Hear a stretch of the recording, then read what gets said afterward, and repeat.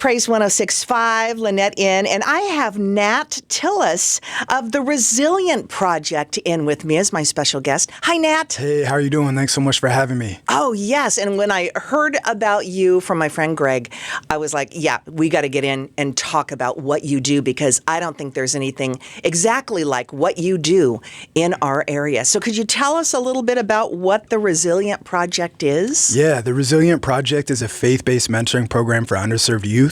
So we provide long-term mentorship for young people who've experienced trauma or who have had adverse childhood experiences. And our goal is to come alongside them and help them to identify and develop the unique gifts and abilities that they have so that they can reach their full potential and walk in the calling that God has on their life. And when did you start this project? So I started it in 2019. We primarily serve young people who've experienced trauma or who have had adverse childhood experiences. So that could be economic hardship, various forms of abuse or neglect. There's a lot of research around how safe, stable, nurturing relationships is one of the most important factors to building resilience. And so when healthy, caring adults show up, it makes a measurable difference. Kids are less likely to experience teen incarceration, teen pregnancy, less likely to struggle with substance abuse, and more likely to achieve at higher levels academically. Wow. So it really does make a difference. Yeah, it's kind of just an incredible mentoring type of program, right? Yeah. So we provide long-term mentorship. So we have a one-to-one model. We pair one healthy, caring adult with one young person experiencing trauma, and they spend roughly 3 to 4 hours a week with that young person.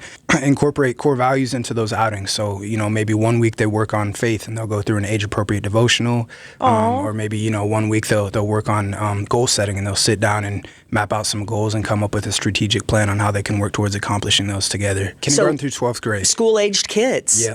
And how would they get in touch with you? Or would they get in touch with a counselor at school? Or how does that work? Yeah, so we're always looking for referrals. So if you go to our website at theresilientproject.org, there's actually an enrollment form there. And if you click on that, you can actually, it'll kind of give you a prompt and walk you through that process on how you can refer a kid to our program. Anyone under 18, we do have to have their caregivers sign a release form, and so the caregiver does have to fill it out. What are some fun things that you've done with them? We've taken kids to the UW football games. They give us free tickets, or we've taken kids to the UW basketball games. And for a lot of the kids in our program, this is their first time ever having those experiences.